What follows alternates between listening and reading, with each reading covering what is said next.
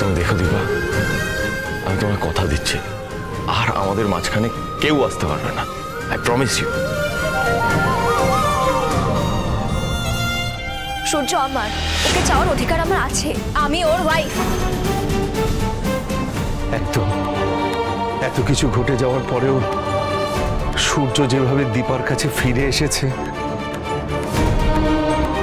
আর কোনো কিছুই তোদের মধ্যে বাধা হয়ে দাঁড়াতে পারবে না। দাদাই, বলছিলাম যে এরপরেও কি তুই মেডিকেল কলেজে বৌদির সাথে পড়তে যাবি না?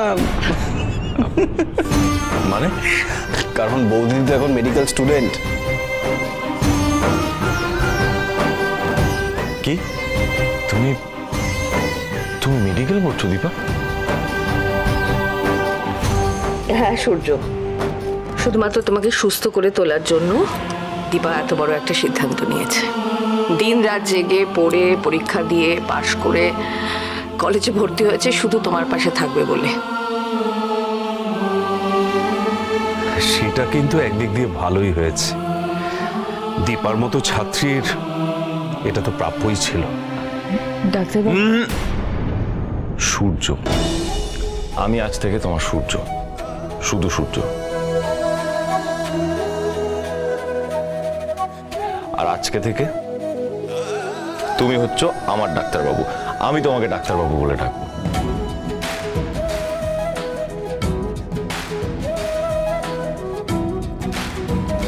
সত্যি ডাক্তারবাবু, তোমাকে সারা জীবন কত কষ্ট দিয়েছি বলো? যতবার তুমি আমাদের মাঝখানে দেওয়াল ভাঙতে চেয়েছো, প্রত্যেকবার নতুন করে ইট আমি গেঁথে দিয়েছি। যতবার তুমি আমার কাছে আসতে চেয়েছো, আমি তোমায় দূরে ঠেলে দিয়েছি। চলো না, সবকিছু আরো একবার ভুলে যাই। আরো একবার আমাকে কি ক্ষমা করা যায় না প্লিজ?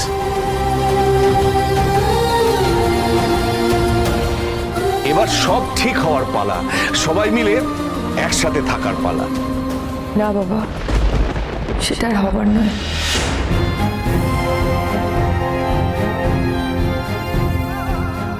কেন হওয়ার নয়? কেন কেন তুমি চাও না? চাই বললেই যে সব হবে তা তো নয় মা। আমাদের সম্পর্কের মাঝখানে একটা গোটা ডিভোর্স পেপার দাঁড়িয়ে আছে। সবাই ভুলে গেলেও সেটা কি করে ভুলি আমি? আপনি বলুন না ডাক্তারবাবু, এটা কি সহজে ভুলে যাওয়া যায়?